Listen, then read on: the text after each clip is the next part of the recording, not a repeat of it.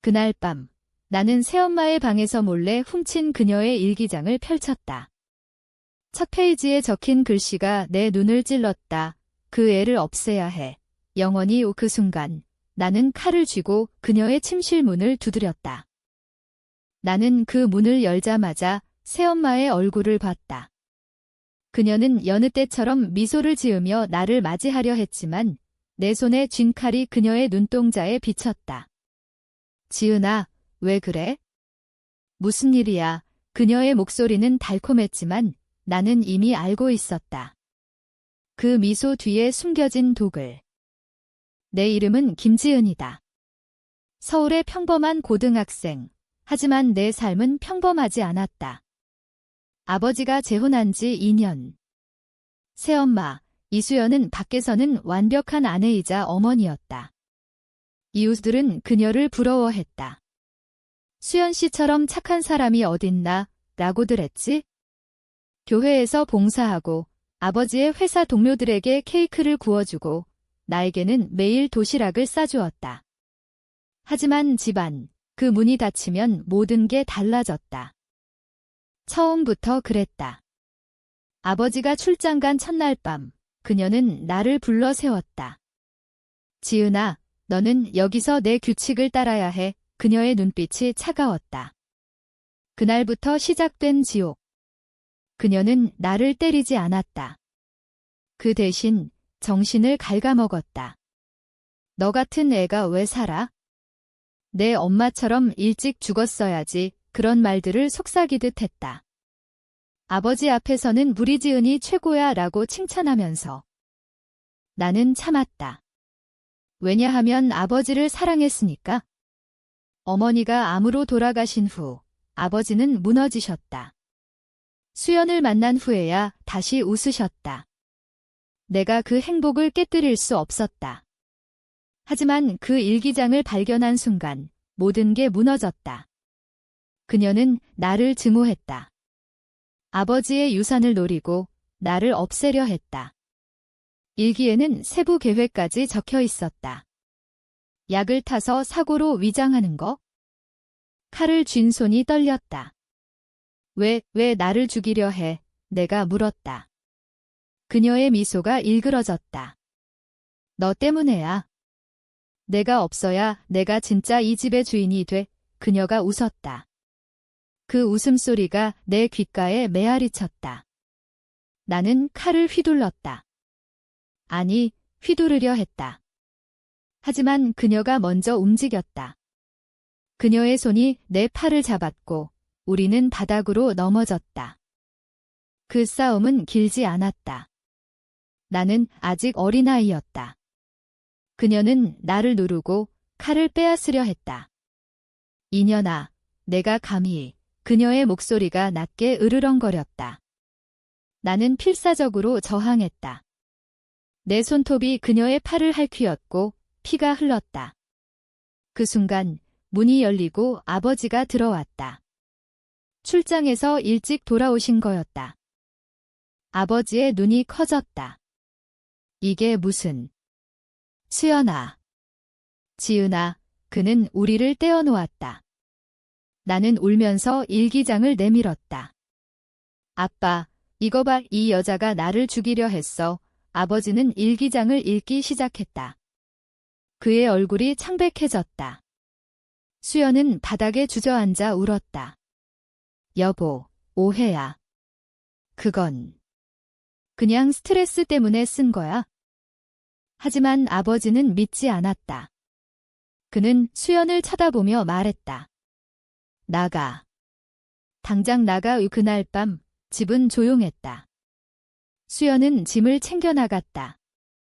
나는 아버지의 품에 안겨 울었다.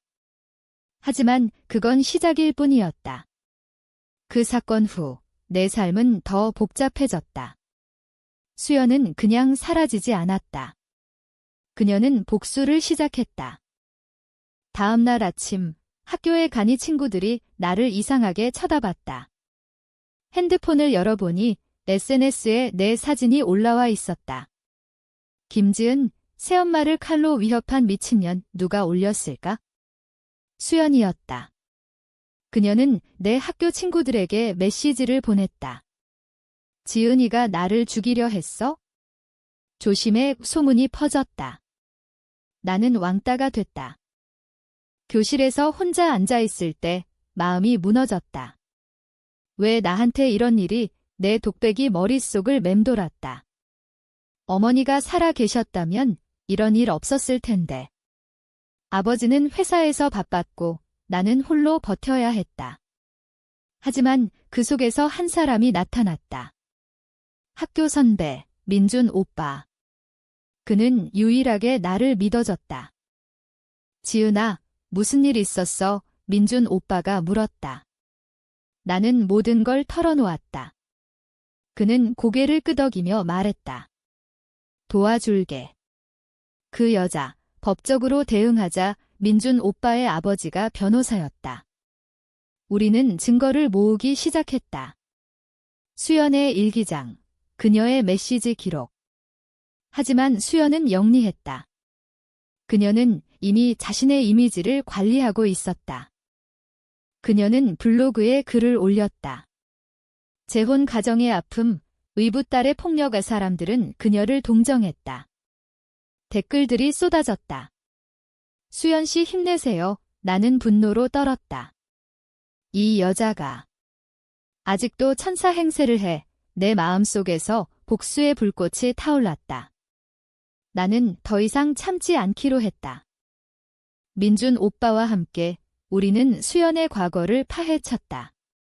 그녀는 이전 결혼에서도 비슷한 짓을 했다. 전 남편의 아이를 학대하고 이혼 소송에서 이겼다. 증인들을 찾았다. 한 할머니가 증언해줬다. 그 여자, 아이를 때렸어요. 하지만 증거가 없어서 우리는 그걸 녹음했다. 그 과정에서 내 감정이 요동쳤다. 밤마다 잠 못 이루며 생각했다. 아빠는 왜 그녀를 선택했지?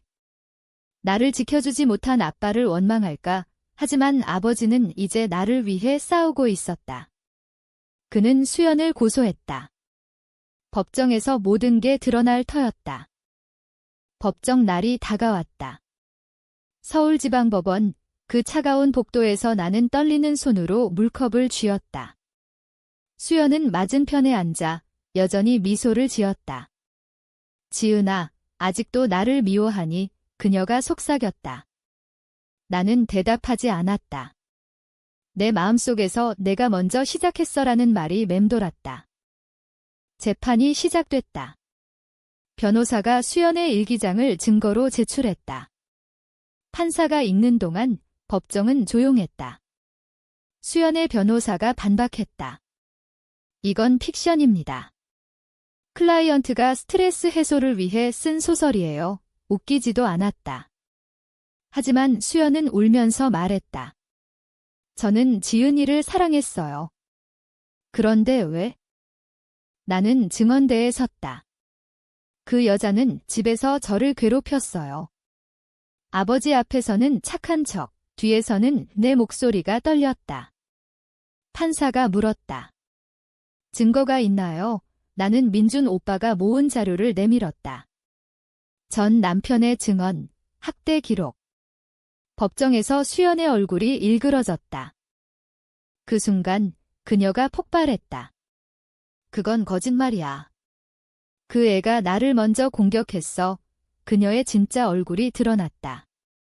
사람들은 웅성거렸다. 판사는 재판을 속행했다. 하지만 그날 수연은 도망쳤다. 재판 중에 화장실 간다고 하고 사라졌다.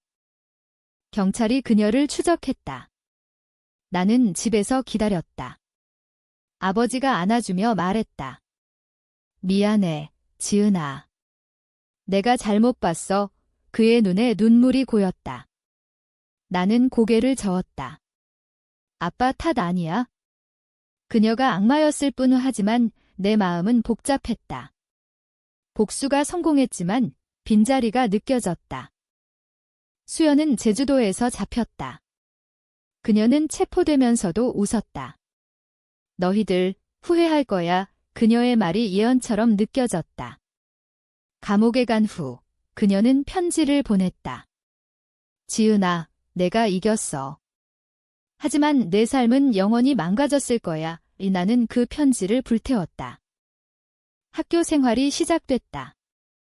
학교에서 소문은 가라앉았고 민준 오빠와 가까워졌다. 그는 나를 지켜줬다. 지은아, 강해졌어. 그의 말이 위로가 됐다. 하지만 밤마다 악몽이 왔다. 수연의 얼굴, 칼, 피 이게 끝이 아니야라는 생각이 들었다. 아버지와 나는 상담을 받기 시작했다. 가족 상담소에서 우리는 서로의 아픔을 털어놓았다. 아버지는 내 엄마를 잊지 못했어. 수연이 그 빈자리를 채워줄 줄 알았지. 나는 울면서 말했다. 아빠, 나만 있으면 돼. 그 순간 우리의 유대가 강해졌다. 하지만 드라마는 끝나지 않았다. 수연의 출소 소식이 들렸다. 1년형을 받고 나왔다. 그녀는 서울로 돌아왔다. 이웃들에게 노예였다고 말하며 나는 그녀를 마주쳤다. 카페에서 그녀가 웃으며 말했다. 지은아, 용서할 수 있니? 나는 대답했다. 아니요. 하지만 내 마음속에서 갈등이 일었다. 그녀도 아픔이 있었을까? 수연의 과거를 알게 됐다. 그녀는 어린 시절 학대를 당했다. 그게 그녀를 그렇게 만들었을지도.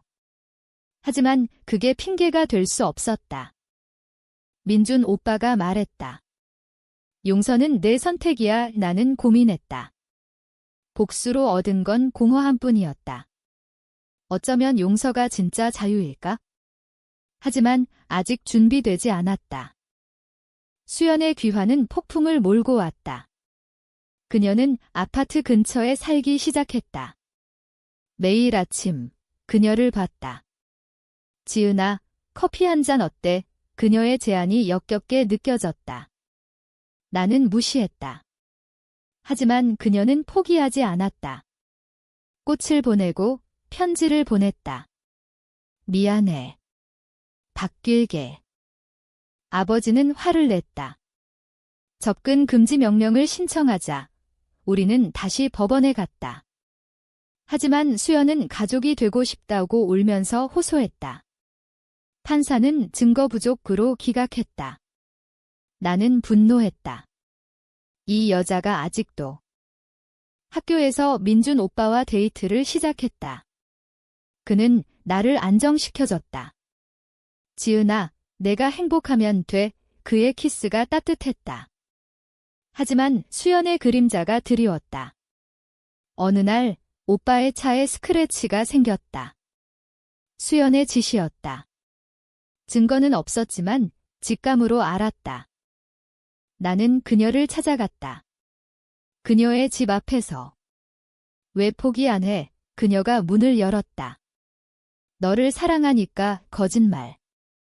그녀의 눈빛이 여전했다. 우리는 대치했다.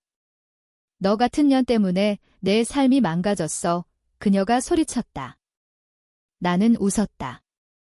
내가 먼저 시작했잖아. 그 싸움은 말로 끝났다.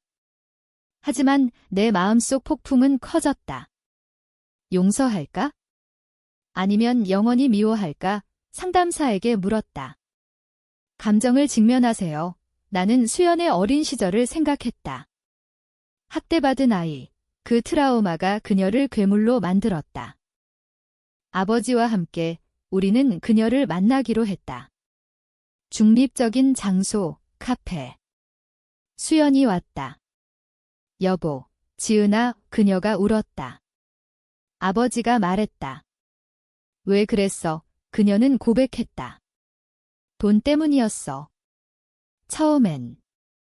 하지만 나중엔. 진짜 가족이 되고 싶었어. 그런데 두려웠어. 그 말에 내 심장이 흔들렸다.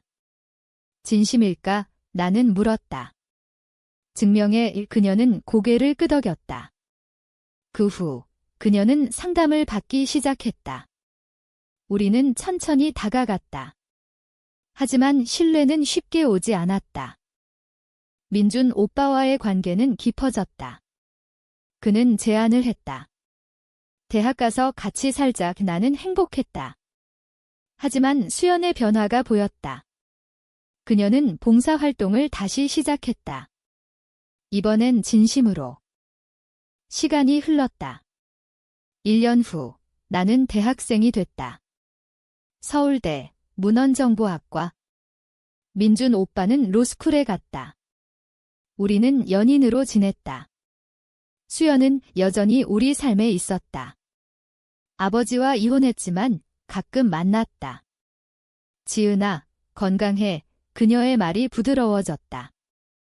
하지만 과거의 상처는 남았다. 밤에 꿈을 꾸었다. 칼, 피, 그녀의 웃음. 완전히 용서할 수 있을까? 내 독백이 끝없이 이어졌다. 상담에서 배운 대로 일기를 썼다. 감정을 쏟아냈다. 어느 날 수연이 병원에 입원했다. 암이었다. 아이러니컬하게도 어머니처럼. 그녀가 전화했다. 지은아, 와줄 수 있니? 나는 망설였다. 하지만 갔다. 병실에서 그녀는 약해 보였다. 미안해. 정말로. 나는 앉아서 그녀의 손을 잡았다. 왜 나를 미워했어? 그녀가 대답했다. 내가 너무 완벽해서. 나처럼 되지 않아서. 그녀의 눈물이 흘렀다. 그 순간 내 마음의 벽이 무너졌다. 그녀도 피해자였어. 아버지가 왔다. 우리는 셋이 앉아 이야기를 나눴다. 과거, 현재, 미래. 수연은 회상했다. 내 어린 시절, 아버지가 나를 때렸어. 그게 반복됐지. 우리는 공감했다. 용서는 서서히 왔다. 수연의 병은 악화됐다. 그녀는 마지막으로 말했다. 지은아, 행복해져. 그녀가 세상을 떠난 날, 나는 울었다. 미움과 사랑이 섞인 눈물. 장례식 후, 삶은 계속됐다. 나는 민준 오빠와 결혼을 약속했다. 아버지는 새롭게 시작했다. 지은아, 내 덕분에 강해졌어. 그의 말이 따뜻했다. 하지만 내 안에 변화가 있었다. 수연의 죽음이 가르쳐준 것, 미움은 독이다. 용서는 자유. 나는 책을 쓰기 시작했다. 우리 이야기, 드라마 같은 삶. 출판 후 반응이 왔다. 공감돼요. 사람들이 말했다. 나는 강연을 했다. 가족의 어둠 뒤에 빛이 있어요. 민준 오빠와 결혼식 날 하늘에서 비가 왔다. 하지만 내 마음은 맑았다. 수연, 고마워. 내 덕분에 성장했어. 결혼 후 우리는 제주도로 신혼여행을 갔다. 바다를 보며 생각했다. 이게 진짜 끝이야. 삶은 드라마처럼 이어지지만 우리는 선택한다. 미움 대신 사랑을. 아버지는 건강하게 지냈다. 가끔 수연의 묘를 찾았다. 그녀도 불쌍했어. 그의 말이 내 마음을 울렸다. 나는 아이를 낳았다. 딸, 수연이라는 이름을 지었다. 새로운 시작이야. 민준이 웃었다. 그 아이를 보며 과거를 잊었다. 용서의 힘으로. 이 이야기의 교훈? 사람 뒤에 숨긴 얼굴을 봐라. 하지만 그 너머 인간성을 봐라. 그게 진짜 자유다.